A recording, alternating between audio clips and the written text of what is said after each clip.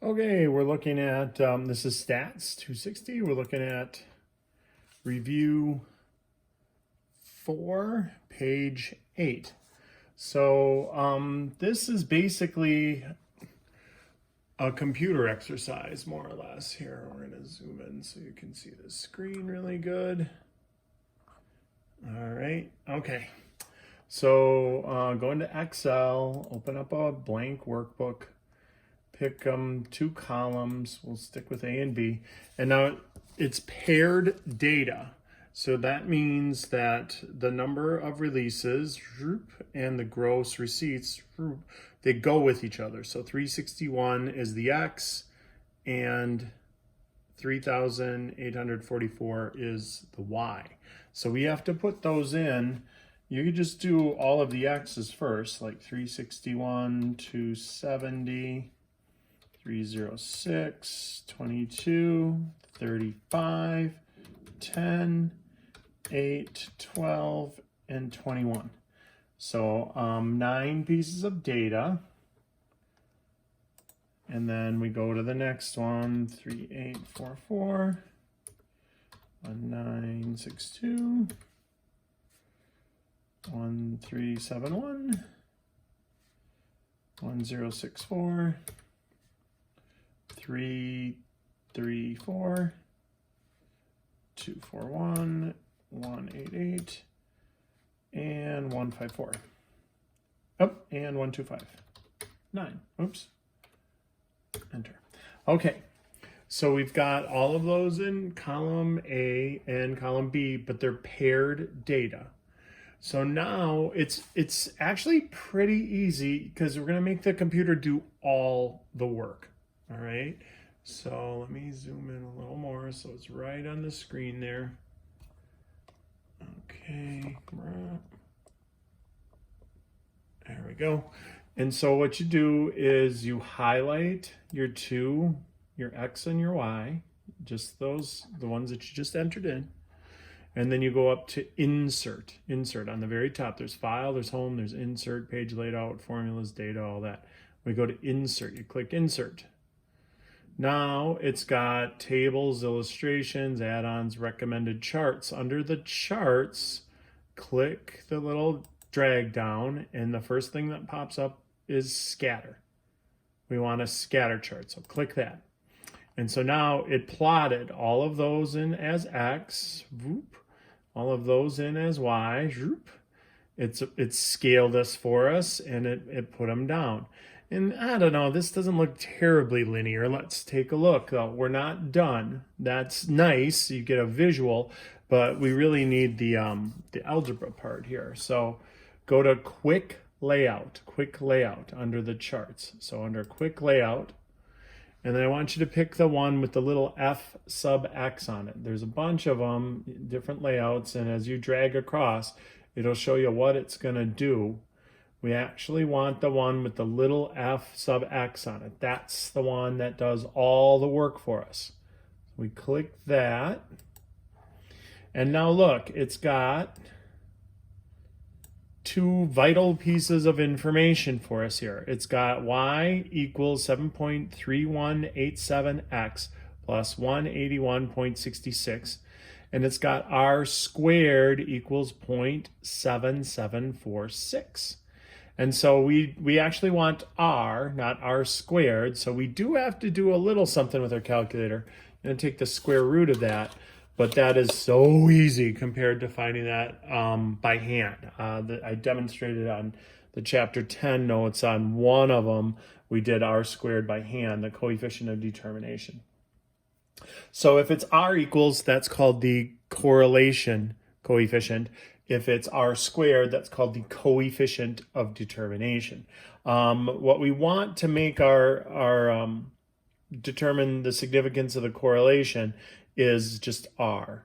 So we're going to take out our calculators now. We're going to put 0.7746 and take the square root of that in our calculator. That's 0.8801. So that's where R came from on my work. Just right from the computer, right from Excel. You plop in the X's, you plop in the Y's, insert scatter plot, quick layout, the one with the little F sub X on it, and that kicks out the linear equation that goes with it, the regression equation, and the coefficient of determination R squared.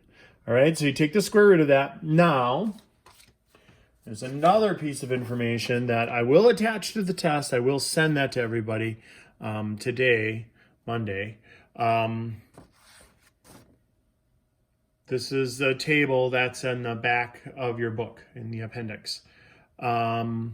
And what you do there is you use degrees of freedom. Now, degrees of freedom is different for just this one time because you've got an x and a y instead of n minus 1.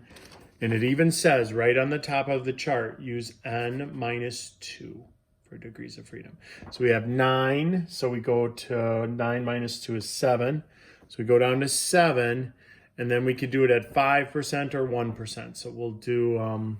I think it says at the 5% level. And so at the 5% level, we go down to 7. And basically, this is the critical value is given. So the critical value for this is 0.666. You have to beat 0.67 for your critical value. R is 0.88, so it does. So that means this is a good linear model, according to the chart on Appendix C from the tables.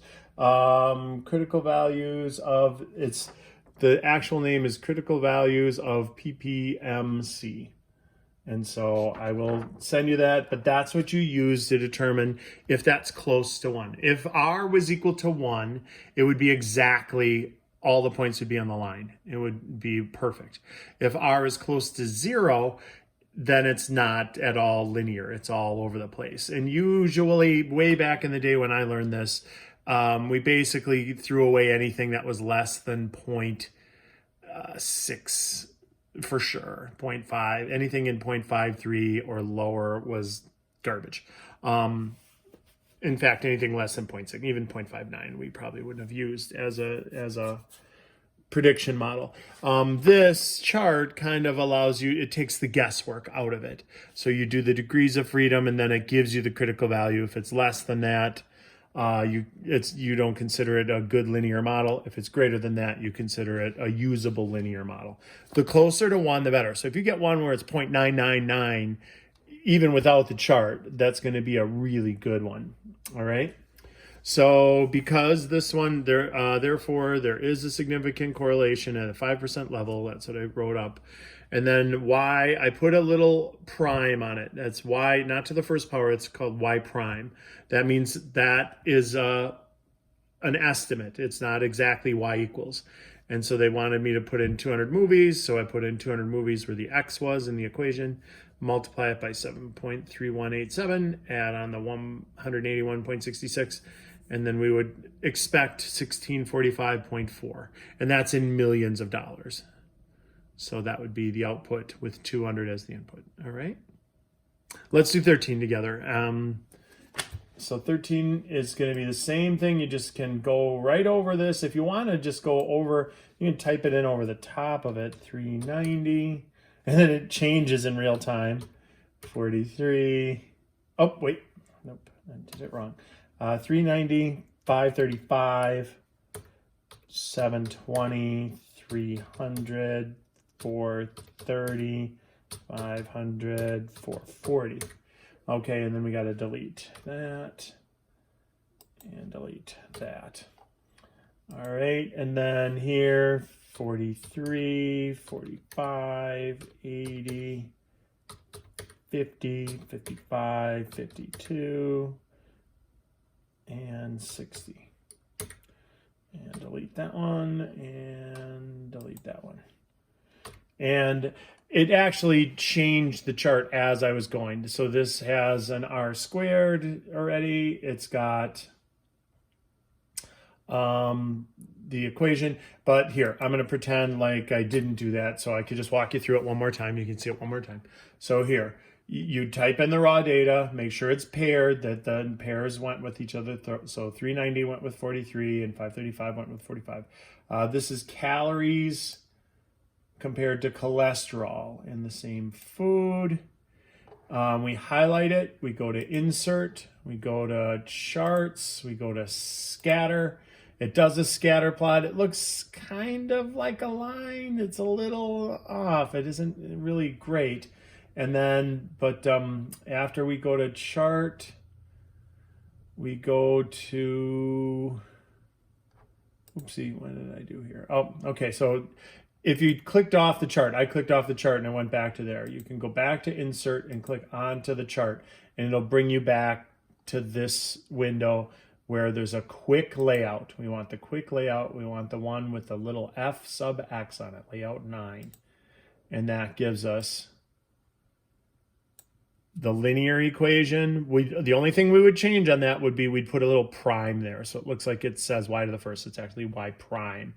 So y prime is equal to 0.0681x. The reason we make it y prime is so everybody knows it's an estimate. It's a prediction model. It isn't y equals. It's not set.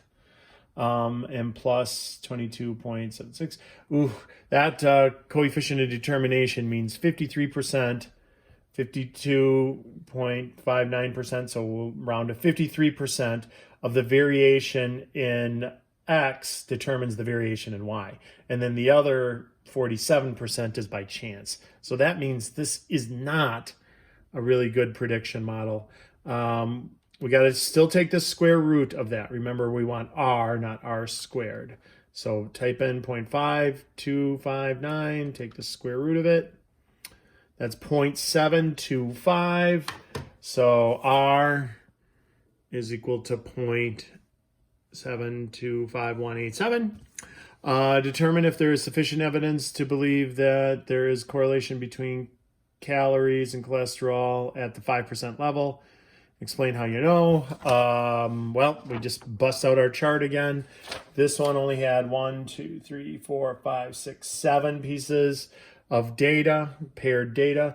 And so we would use 7 minus 2 is 5. So 5 at 5%, it's got to beat 0.754. So it's got to be bigger than 0.754. I don't think it was. It was not.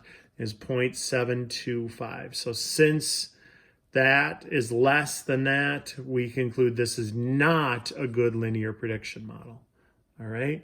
It says find the regression. That's already found. That Excel did all the work. You found the regression line, least squares regression line. And then give the best predicted value for the cholesterol. So they're making us do a prediction, even though we really shouldn't, because it's not a good linear model, according to the chart. All right.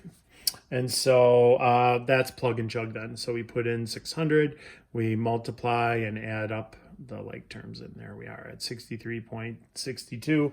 But I wouldn't put a lot of confidence behind that. That's a good estimate. All right.